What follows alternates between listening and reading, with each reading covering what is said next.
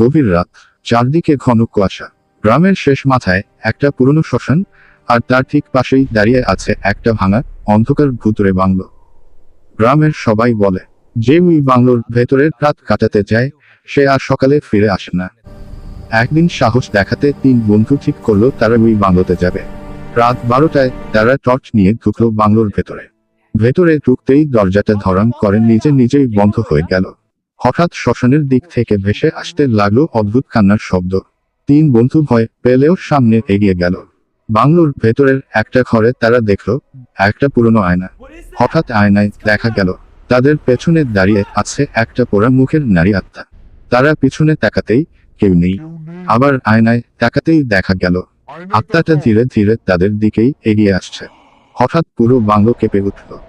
এক বন্ধুর টর্চ নিভে গেল, আরেকজন চিৎকার করে উঠল, কারণ অন্ধকারের মধ্যে কেউ ফিসফিস করে বলল, এই বাংলো থেকে কেউ কখনো বাঁচে না। পরদিন সকালে গ্রামের লোকজন বাংলোর দরজা খুলে দেখল ভেতরে তিন বন্ধুর টর্চ পড়ে আছে, কিন্তু তিন বন্ধুর কোনো চিহ্ন নেই।